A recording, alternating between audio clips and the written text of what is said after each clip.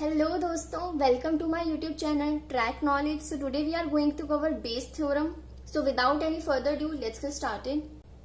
यार Bayes theorem करने से पहले ना आपको मार्जिनल प्रोबेबिलिटी करनी होगी। ये 12th सीबीएसई के कोर्स में भी है और इससे रिगार्डिंग क्वेश्चंस भी पूछे जाते हैं। तो मार्जिनल प्रोबेबिलिटी क्या है? ये है स्टेटमेंट है ये इसका, प्रोबेबिलिटी ऑफ ए, ये मार्जिनल प्रोबेबिलिटी है, is equals to probability of E I intersection A. E क्या होता है? म्यूचुअली डिसजॉइंट इवेंट्स होते हैं। ए क्या होता है? जो एक्चुअली हमसे क्वेश्चन पूछा जाता है। तो हमें सिंपल लैंग्वेज में बोले तो ए वो होता है जो हमसे क्वेश्चन पूछा जाता है, और ई हमें कुछ कंडीशंस गिवन होती हैं इनडायरेक्टली, वो हमें फाइंड आउट करनी होती है। अब ई आई है I tends to 1 2 and so on N. Marginal probability of A is equals to probability of E one intersection A. Union क्यों लगा? क्योंकि आई की वैल्यूज बढ़ रही हैं, E two intersection A and so on. Probability of A, probability of E one intersection A plus probability of E two intersection A plus क्यों आया? क्योंकि यूनियन था। प्रोबेबिलिटी ऑफ ए, अब यार बोलोगे कि ये दोनों इंडिपेंडेंट है या नहीं है, या हम इसको ऐसे ही क्यों लिखा? Probability of E one probability of A क्यों नहीं लिखा? क्योंकि यार ये दोनों इंडिपेंडेंट नहीं है, हमारे पास यहाँ मेंशन नहीं है। जब मेंशन नहीं होता है तो हम कंडीशनल प्रोबेबिलिटी वाली कंडीशन लगा देते हैं, तो जिससे ये हमारा स्टेटमेंट है मार्जिनल प्रोबेबिलिटी का। यार इसको नोट डाउन कर लो, उसके बाद हम इससे रिगार्डिंग क्वेश्चंस करते हैं। यार ये ना एक मार्जिनल प्रोबेबिलिटी का एक क्वेश्चन है, इसको देखते हैं। There are 3 bags, bag 1 contains 7 red and 10 black balls, bag 2 contains 5 red and 8 black balls, and bag 3 contains 3 red and 12 black balls. We draw a ball from one of the 3 events, what is the probability that ball is red? या यहाँ पे एक चीज देखो, हमें सीधी ए और ई को find out करना होता है। बॉल क्या है? क्वेश्चन पूछ रहा है बॉल इज रेड, तो ये हमारा ए हो जाएगा। देखो ये स्टेटमेंट होता है मार्जिनल प्रोबेबिलिटी का, तो हमें पता है हमें ए बाई ई वन चाहिए, ई वन चाहिए, और ए बाई ई वन निकालने के लिए पहले ए निकालना पड़ेगा। ए क्या है? ए क्या है? Ball is red. हमने बताया था कि ए वो होगा जो क्वेश्चन में होगा, और ई क्या बोला था? कोई कंडीशन गिवन होती है जो इनडायरेक्ट होती है। अब यहाँ पे देखो एक चीज दी हुई है, we draw ball from one of the 3 bags, तीनों बैग में से किसी एक बैग से बॉल ड्रॉ हुई है। ये हमें इनडायरेक्टली कंडीशन गिवन है, यही हमारा ई बनेगा। कैसे बनेगा देखो। यार ये क्वेश्चन था, फर्स्ट बैग में 7 रेड 10 ब्लैक बॉल्स थी, सेकंड बैग में 5 रेड 8 ब्लैक बॉल्स थी, थर्ड बैग में 3 रेड एंड 12 ब्लैक बॉल्स थी। हमारा ए क्या लिया था हमने? बॉल इज रेड, और ई हमारा था कि a ball is drawn from one of the 3 bags. Bag हमारा म्यूचुअली डिसजॉइंट इवेंट्स हो गए। ई वन क्या होगा? बैग 1 इज सेलेक्टेड, कि बॉल जो है वो बैग 1 में से आई है।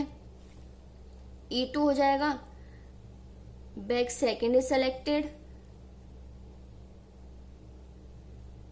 ई थ्री हो जाएगा bag 3 is selected.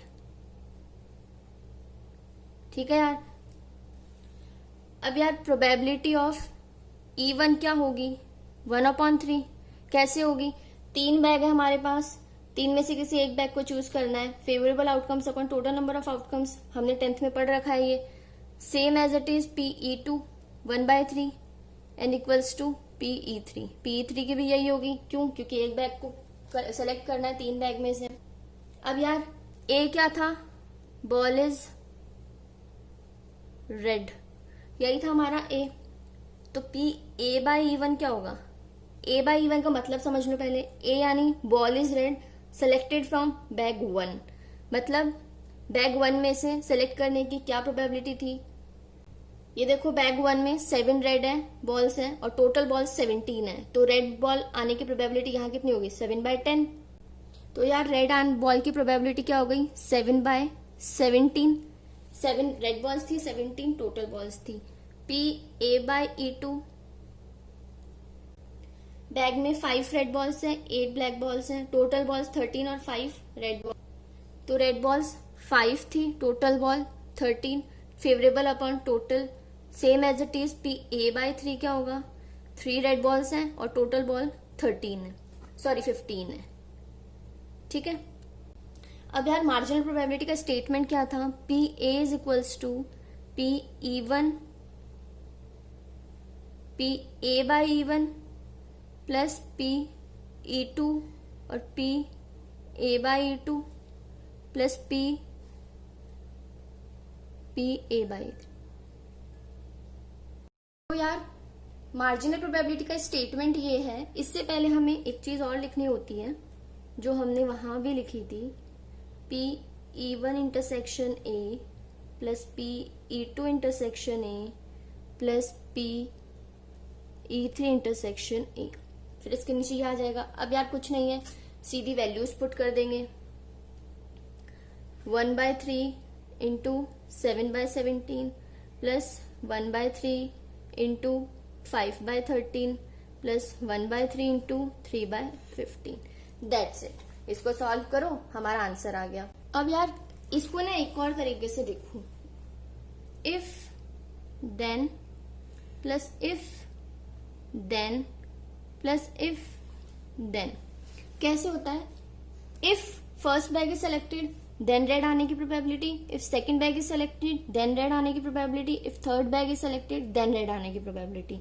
If then if then if then, ये आपका बेसिक मंत्र मान लो, अपने मन में करके क्वेश्चन सॉल्व करो, क्योंकि कई बार आपको पता नहीं चलेगा कि आप ई किसको लो और ए बाय E1 किसको लो, इसलिए ये चीज लो। और एक चीज और यार, इसमें जो सारे इफ होते हैं ना, इन सब इफ का सम 1 आना चाहिए। देखो 1/3 1/3 1/3 प्लस करके 3/3 होगा, तो 3/3 इज इक्वल्स टू 1। और जितने भी देन है ना, उनका सम 1 के इक्वल नहीं आना चाहिए। सम करके देख लो, 1 के इक्वल नहीं आ रहा है। तो यहां से एक चीज हमेशा याद रखना कि इफ का सम 1 के इक्वल नहीं इक्वल होगा और देन का इक्वल टू 1 नहीं होगा। ठीक है, ये चीज है, ये पूरा क्वेश्चन है। यार इस क्वेश्चन को फटाफट नोट डाउन कर लो, फिर सेकंड क्वेश्चन की तरफ हम बढ़ते हैं। यार ये सेकंड क्वेश्चन है मार्जिनल प्रोबेबिलिटी पे, एक बार इसको पढ़ते हैं। Bag first contains 7 red and 12 black balls. Bag 2 contains 4 red and 8 black balls. यार बैग बना लेते हैं। कितनी है? फर्स्ट बैग में 7 red and 12 black balls, first bag. Bag second contains 4 red and 8 black balls. Then बोल रहा है we transfer a ball from bag 1 to bag 2। हमने एक बॉल ट्रांसफर करी बैग 1 से बैग 2 में। Now we draw ball from bag 2। Bag 2 से ball निकालेंगे। What is the probability that ball is red? Ball is red, A तो हमें पता चल ही गया यहां से। अब यार एक चीज देखो, इसने बोला है एक बॉल हमने ट्रांसफर करी बैग 1 से बैग 2 में, तो यार जो बॉल ट्रांसफर हुई है वो रेड बॉल भी हो सकती है, वो बॉल ब्लैक भी हो सकती है, हमें नहीं पता कौन सी बॉल है। तो यहाँ दो चीज, अगर रेड बॉल ट्रांसफर हुई तो क्या बनेगा? रेड बॉल्स तो 5 हो जाएंगी और ब्लैक बॉल्स 8 ही रहेंगी। और अगर ब्लैक बॉल हुई तो 9 ब्लैक। क्यों? क्योंकि अगर ब्लैक ट्रांसफर हुई तो 8 में एक और प्लस हो जाएगी, अगर रेड हुई तो 4 में एक और प्लस हो जाएगी। तो ये दो कंडीशन हमारे पास बनेंगी। अब यार यहां देखो एक चीज, ई क्या लेंगे? हमने पता है हम ई, यहाँ पे आप लोग सोच रहे होंगे कि ई हम we draw ball from bag 2 ले, नहीं। क्यों? क्योंकि यहाँ पे हमें एक और कंडीशन गिवन है जो इससे बड़ी है। We transfer a ball from bag 1 to bag 2। Bag 1 से बैग 2 में हमने बॉल ट्रांसफर करी है बच्चे, वो देखो। अब यार दो कंडीशन बनती है, ट्रांसफर बॉल रेड भी हो सकती है, ट्रांसफर बॉल ब्लैक भी हो सकती है। तो E1 क्या होगा? ट्रांसफर्ड बॉल इज रेड, और E2 हो गया ट्रांसफर्ड बॉल इज ब्लैक। ठीक है, अब प्रोबेबिलिटी ऑफ E1, यार अगर बॉल रेड ट्रांसफर हुई है तो क्या प्रोबेबिलिटी होगी? 7/19 red balls upon total number of outcomes. अगर ब्लैक बॉल ट्रांसफर हुई है तो उसकी प्रोबेबिलिटी 12/19। ठीक है, अब यार ए हमें क्वेश्चन में गिवन था, हमने पहले देख लिया था कि बॉल इज रेड। ठीक है, probability of A bye E1 यानी ball is red and transfer ball is also red. तो यहां देखो क्या था, अगर रेड बॉल ट्रांसफर हो रही है तो उस केस में हमारी ये कंडीशन बन रही थी 5 रेड और 8 ब्लैक बॉल्स की।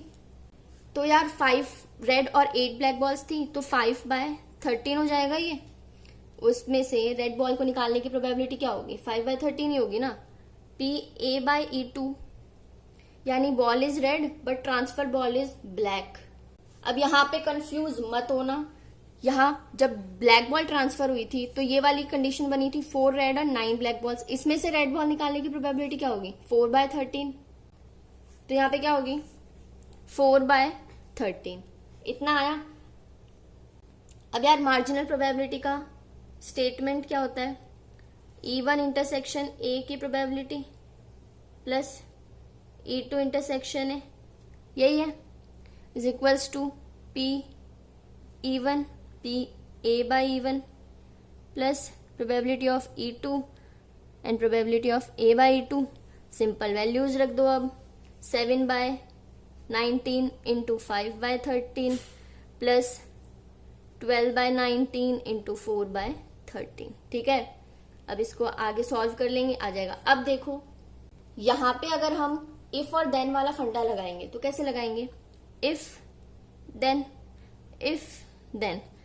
if red ball is transferred then what is the probability of red ball? if black ball is transferred then probability of red। Okay, यहां तक आ गया। इसको यार अब इस क्वेश्चन को एक बार नोट कर लो, फिर हम दूसरे क्वेश्चन की तरफ बढ़ते हैं। अब यार ये तीसरा क्वेश्चन है। क्वेश्चन पढ़ते हैं पहले। Bag 1 contains 7 red and 12 black balls. Box भी बना ही लेते हैं साथ के साथ। 7 red and 12 black balls. Bag second contains 4 red and 8 black balls. ये फर्स्ट बैग है, ये सेकंड बैग है। फिर बोल रहे drop a ball from bag 1 to bag 2। साथ के साथ हम करते चलते हैं इसको। एक बॉल ड्रॉप करी हमने सेकंड बैग में, फर्स्ट में से, तो वही 2 कंडीशंस बन जाएंगी। फर्स्ट कंडीशन क्या बनेगी कि 5 रेड हो गई और 8 ब्लैक हो गई। सेकंड कंडीशन 4 रेड और 9 black, same as it is पिछले वाले क्वेश्चन की तरह ये। फिर बोल रहे हैं ड्रॉ 2 बॉल्स फ्रॉम बैग 2। ये चीज अलग आ गई अब हमारे पास। वहां हमने एक की बॉल ड्रॉ करी थी, यहां हमें 2 बॉल्स ड्रॉ करनी है बैग 2 में से। What is the probability that ball drawn is red and other is black? ये हमारा ए बन गया। क्वेश्चन देखो, इसने बोला 2 बॉल्स ड्रॉ करनी है, तो प्रोबेबिलिटी निकालो कि एक बॉल तो रेड और एक बॉल ब्लैक है। इसको हम बाद में देखेंगे, पहले हम ई निकालते हैं, हमारा ई क्या बनेगा। ठीक है यार, ये 2 कंडीशंस बनी थी, ये तो समझ में आई गई आपको। अब देखो ई क्या बनेगा। पिछले क्वेश्चन में हमारा क्या था? Transfer a ball from bag 1 to bag 2, यही था। यहाँ पे क्या है? Drop a ball from bag 1 to bag 2। तो समझ गए होंगे E1 हमारा क्या बनेगा, यही बनेगा कि जो बॉल ट्रांसफर हुई है वो रेड है या जो बॉल ट्रांसफर हुई है वो ब्लैक है। ठीक है, तो यार transferred ball is red and E2 transferred ball is black, यही होगा। अब प्रोबेबिलिटी ऑफ E1 क्या होगी? रेड बॉल्स कितनी है? जब रेड बॉल ट्रांसफर करी तो ये कंडीशन बन रही थी, तो ये हो गया 5 अरे सॉरी, ये तो ए वाली कंडीशन होती है, इसको मत लेना यार, इसको लेना 7/19। क्यों? क्योंकि यहां से बॉल ट्रांसफर हो रही है ना अभी, अगर रेड बॉल ट्रांसफर होती है तो। और अगर ब्लैक बॉल ट्रांसफर होती है तो 12/19। ये तो आपको आ ही गया होगा। ठीक है, अब आगे चलते हैं। ए हमारा क्या है? यहां पे ए है ball is red, 1 ball is red and second is black, यही है। या फिर आप ऐसे लिख लो 1 ball is red and another is black. ठीक है, अब probability of A by E1, A by E1 यानी ball is red and black when red ball is transferred. यार ये देखो, जब रेड बॉल ट्रांसफर हुई थी तो हमारे पास 5 रेड और 8 ब्लैक बॉल्स थी, तो यहां से रेड और ब्लैक एक एक बॉल लेनी है, तो 5C1 इंटू 8C1 करेंगे। मल्टीप्लीकेशन थ्योरम याद है आप लोगों को? 5C1 और 8C1 क्या आएगी? 5C1 into 8C1। Total balls कितनी है? 13, तो नीचे 13C2। Favourable upon total number of outcomes लिखते हैं ना, ऐसे P A by E2। P A by E2 क्या है? 1 ball is red, second is black when black ball is transferred. जब ब्लैक बॉल ट्रांसफर हुई थी तो ये वाली कंडीशन बनी थी, 4 रेड एंड 9 ब्लैक बॉल्स, तो 4C1 इंटू 9C1। तो यार 4C1 into 9C1 upon 13C2 favourable upon total. यार अब सिंपल सा मार्जिनल प्रोबेबिलिटी का स्टेटमेंट लगा देंगे। P A is equals to E1 intersection A plus probability of E2 intersection है, यही है. So probability of A is equals to probability of E1 and probability of A by E1 plus probability of E2 and probability of A by E2, यही है.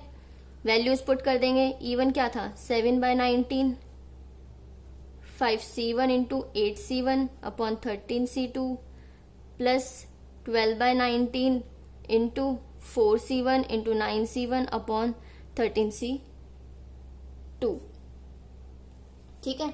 अब देखो if का सम देख लो 1 आ रहा है और देन का सम देख लेना 1 के इक्वल नहीं आ रहा है.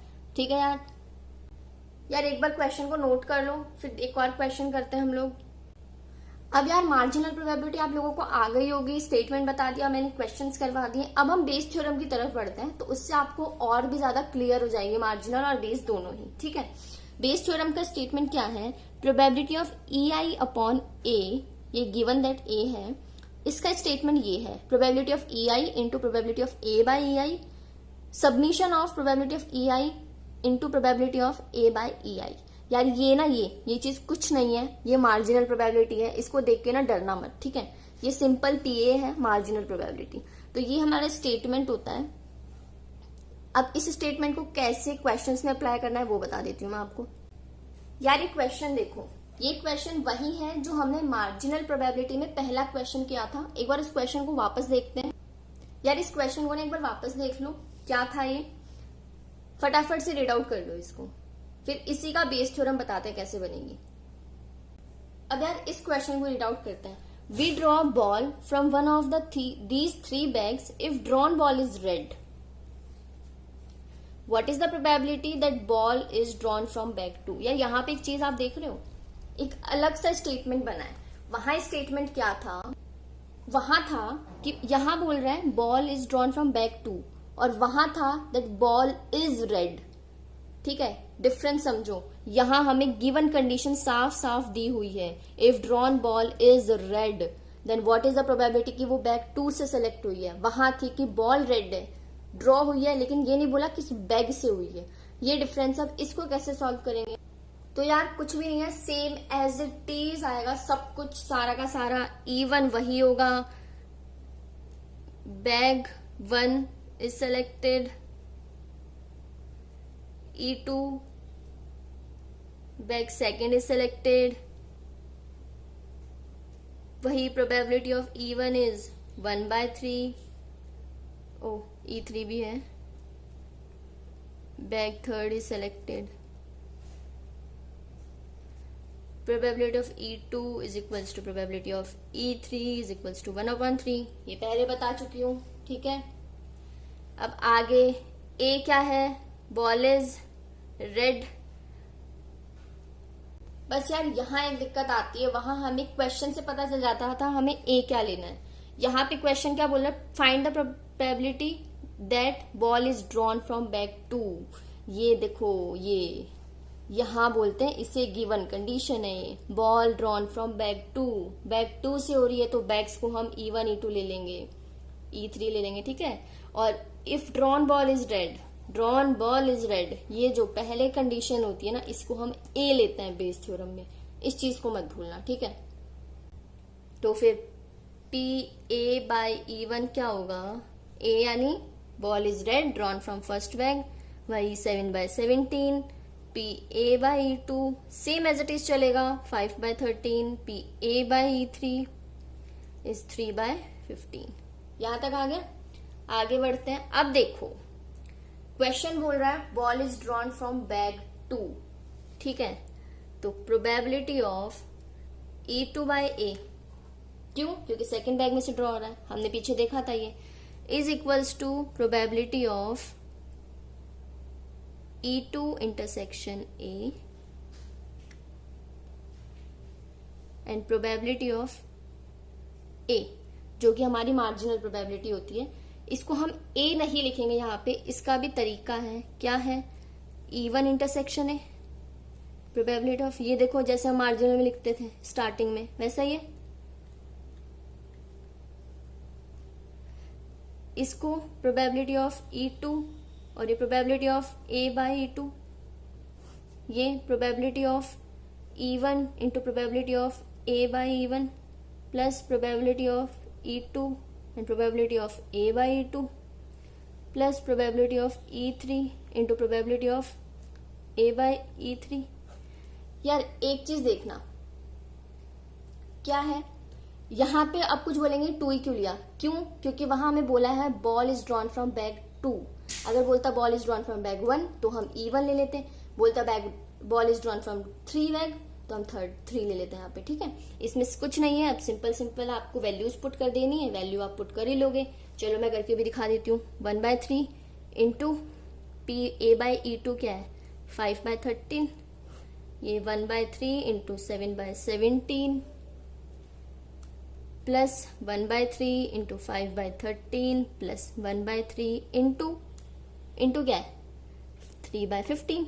यहाँ पे भी देखो इफ देन का केस है। नीचे वाली चीज देखो इफ देन इफ का सम है, और ऊपर क्या डालेंगे आप, ऊपर न्यूमरेटर में जो चीज क्वेश्चन में गिवन है। क्वेश्चन में क्या गिवन था, that ball is drawn from bag 2। ये क्वेश्चन देखो, यहाँ एक गिवन कंडीशन होती है, इस गिवन कंडीशन को बेस थ्योरम में E1 लेते हैं, और जो ये होती है ऊपर कंडीशन जो दी हुई होती है उसको हम A ले लेते हैं। A तो हम निकाल ही लेते हैं, मेन दिक्कत आती है E निकालने में, क्योंकि हम कंफ्यूज हो जाते हैं ये मार्जिनल प्रोबेबिलिटी है या बेस थ्योरम है। देखो मार्जिनल और बेस में यही एक चीज का डिफरेंस होता है, बेस थ्योरम में आपको डायरेक्टली कंडीशन दे देता है वो गिवन कंडीशन, ठीक है, और मार्जिनल में वो घुमा के देता है। आप लोगों ने देख भी लिया होगा ये। अब हम और क्वेश्चन करते हैं और क्लियर हो जाएगा। यार ये देखो, ये क्वेश्चन है बेस थ्योरम का ही है, इसको कैसे करेंगे, क्वेश्चन पढ़ते हैं पहले। The content of urn 1, 2 and 3 are as follows. Urn 1, urn 2 and urn 3, ठीक है। 3 अर्न है, 1 white 2 black and 3 red balls, 2 white 1 black and 1 red ball, 4 white 5 black and red balls. अब नीचे का क्वेश्चन पढ़ते हैं। 1 urn is chosen at random and 2 balls drawn from it, they happen to be white and red. जो 2 balls निकाली है उसमें एक व्हाइट और एक रेड होनी चाहिए। What is the probability that they come from earn 1, 2 and 3। ये देखो गिवन कंडीशन, क्या प्रोबेबिलिटी है कि वो कहां से आई, यहां से आई, तो ये क्या होगा, मार्जिनल है या कौन सी है, आप खुद ही बताओ मुझे। ये गिवन कंडीशन हमें दी हुई है इसके अंदर, ये वाली।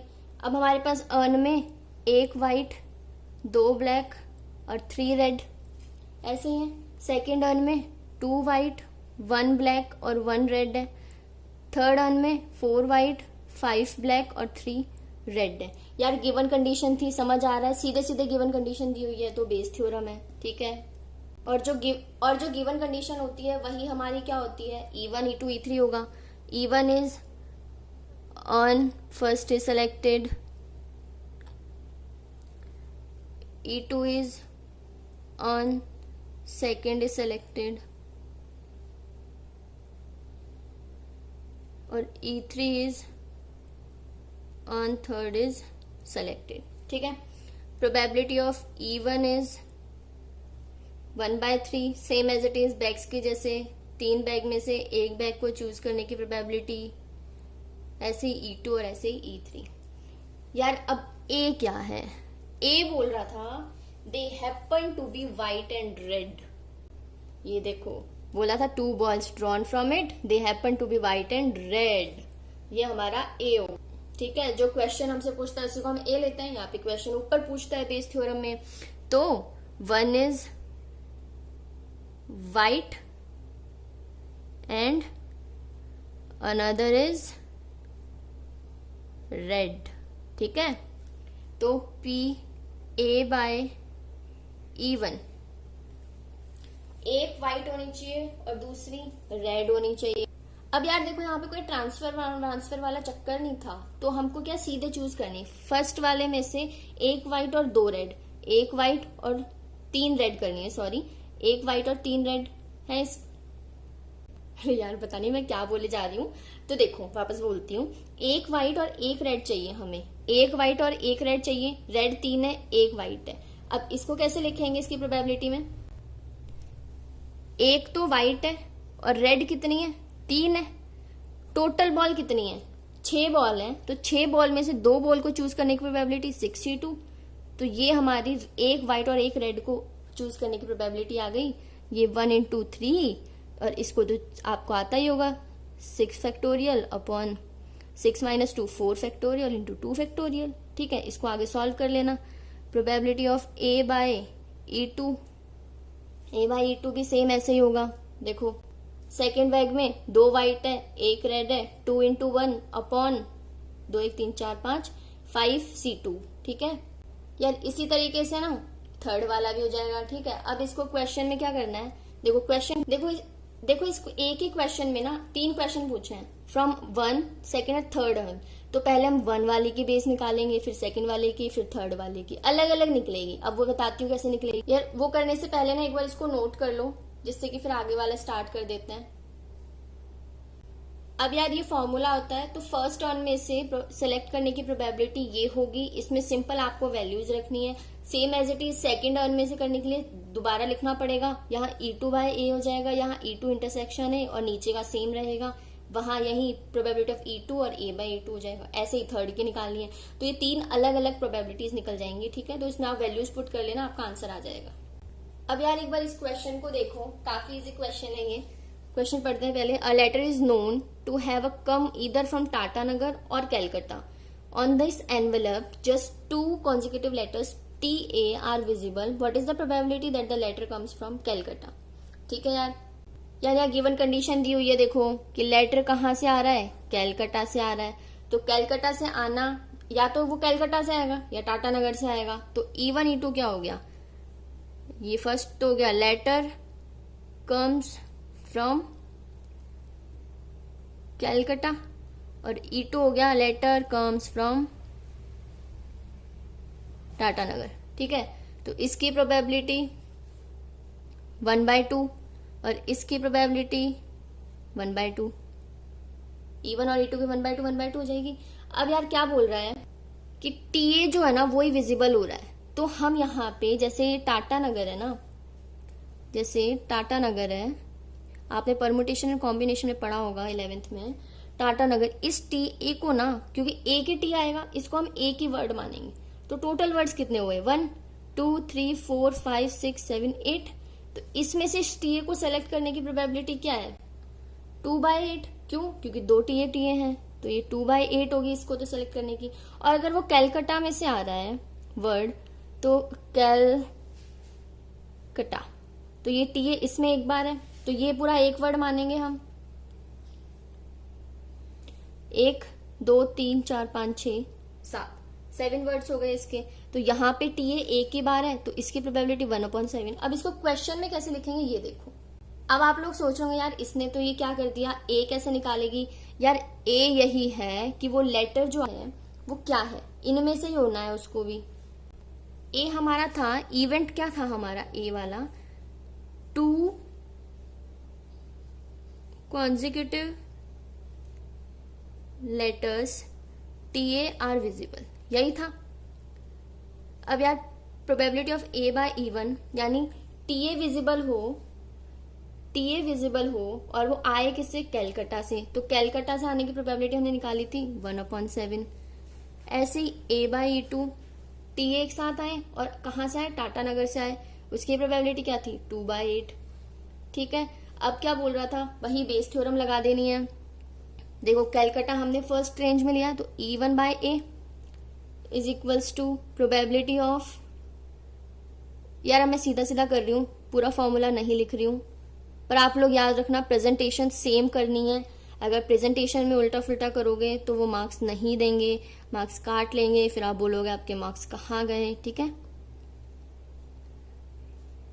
सीधी सी वैल्यूज रख दो। अब 1/2 इंटू 1/7, 1/2 1/7 प्लस 1/2 इंटू 2/8। देखो इफ का सम 1 के इक्वल है और देन का सम 1 के इक्वल नहीं है। ठीक है, क्वेश्चन हुआ यार, काफी सिंपल क्वेश्चन था। एक बार इस क्वेश्चन को नोट आउट कर लो, सो दैट बाद में आपको प्रॉब्लम नहीं आएगी।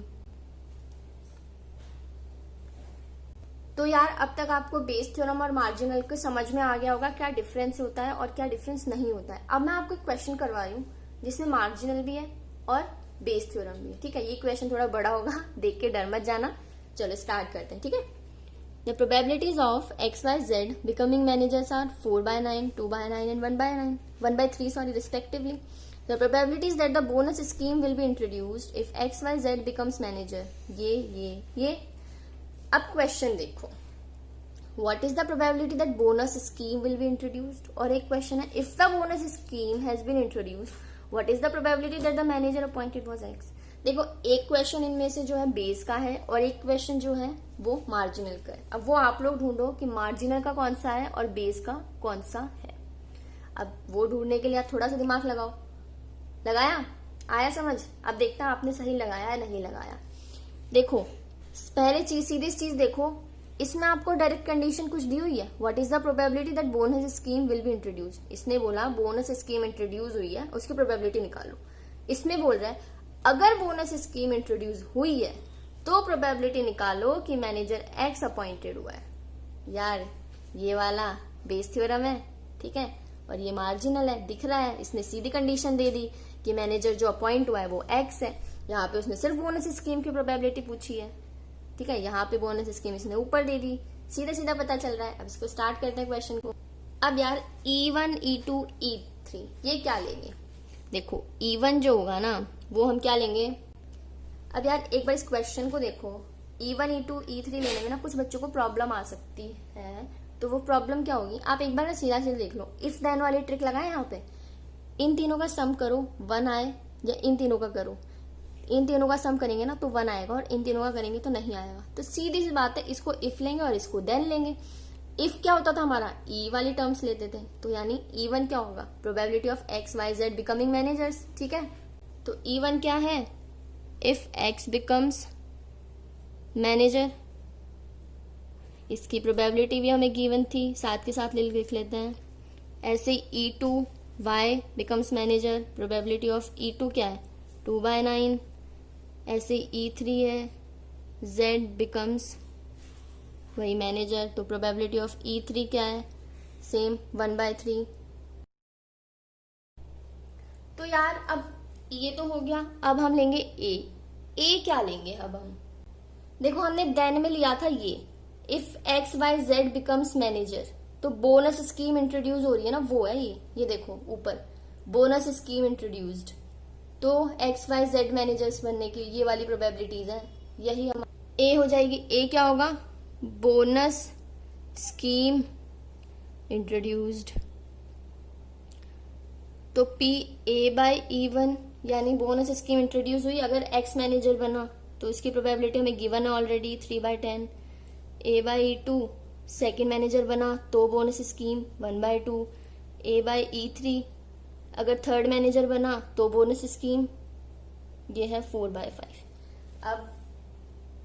अब इस कंडीशन से हम जो हमने लिखा है उसी से हमारे दोनों क्वेश्चन सॉल्व हो जाएंगे. पहला वाला मार्जिनल प्रोबेबिलिटी है कि बोनस स्कीम इंट्रोड्यूस होगी. इसको कैसे PA is equals to if X becomes manager. तो एक्स क्या है E1 लिख ही देती हूँ यार.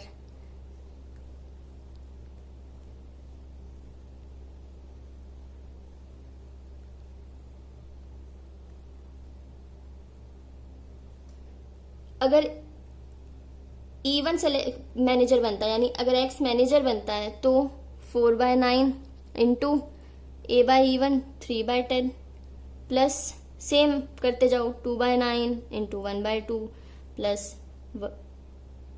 1/3 इंटू 4/5.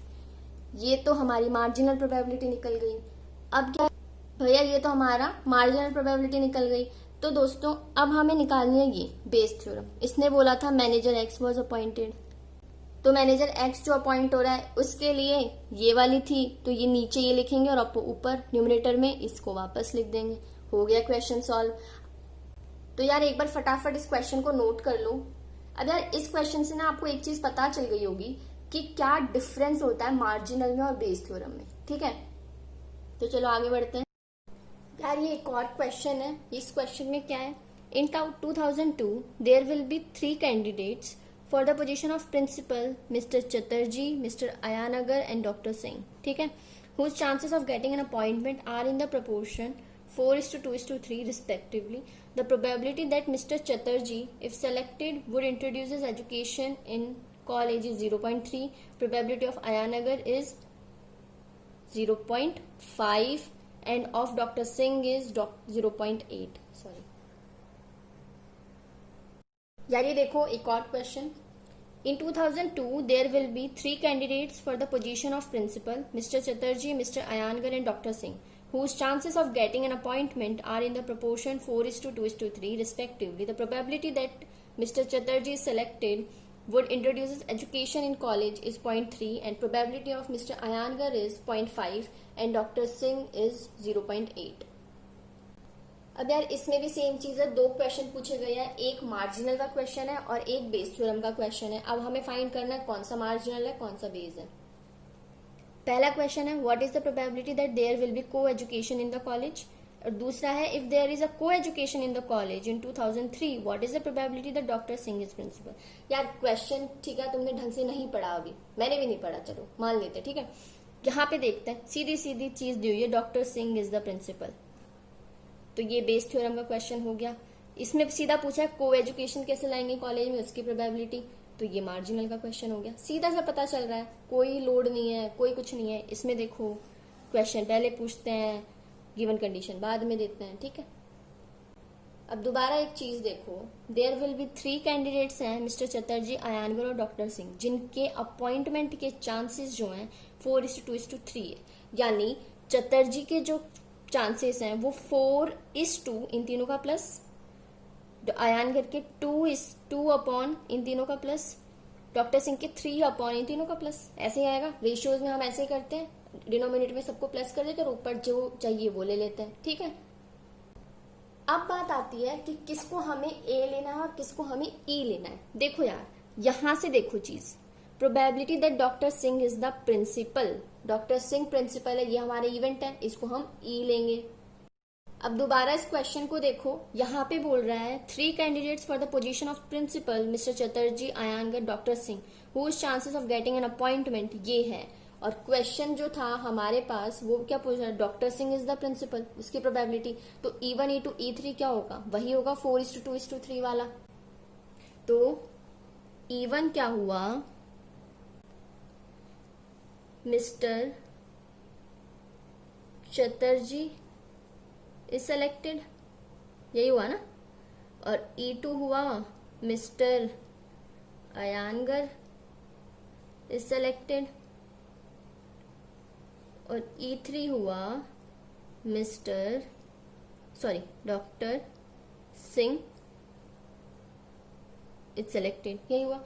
तो प्रोबेबिलिटी ऑफ E1 देखो 4/4 + 2 + 3, 4:2:3 था. तो हम इसको ऐसे कर सकते हैं, हमने पढ़ा हुआ ये चीज. तो 4/9.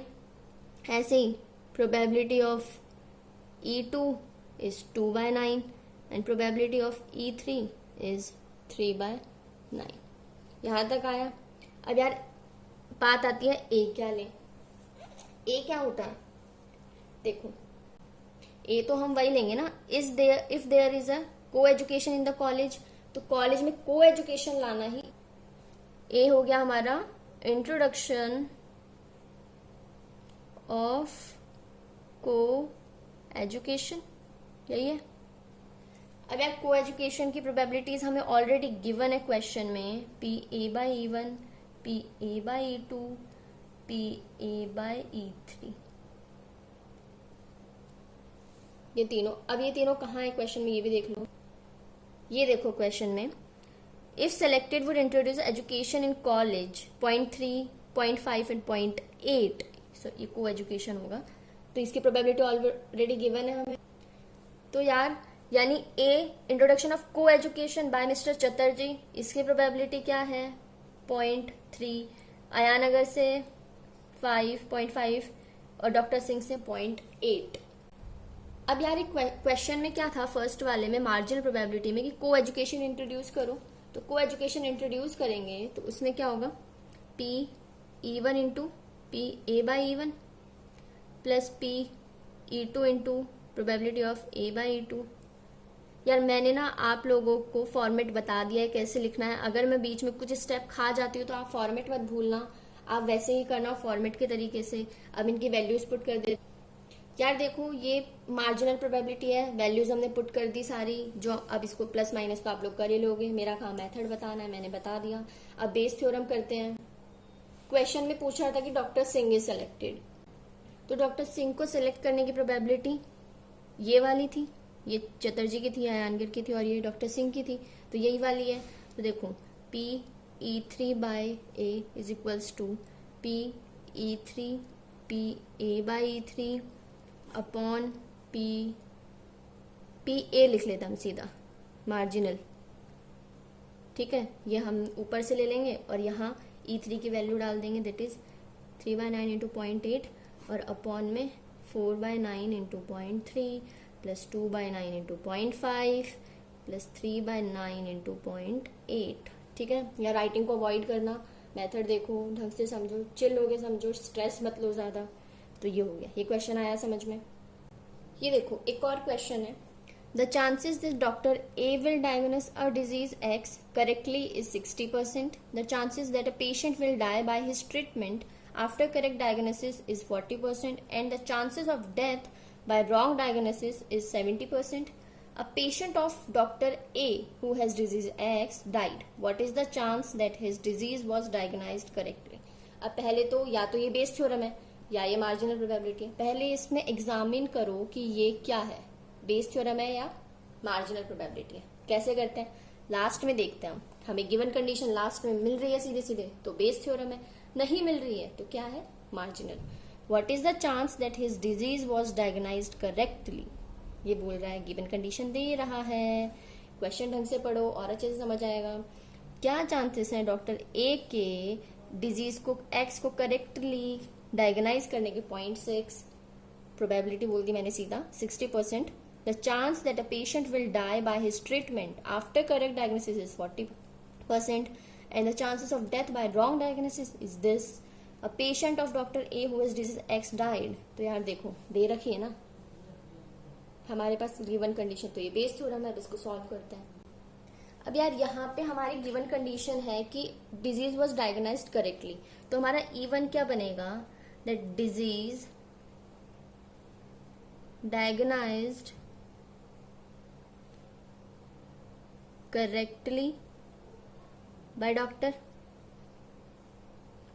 ए, डिजीज एक्स, और E2 बनेगा disease X not diagnosed correctly by doctor A, ठीक है।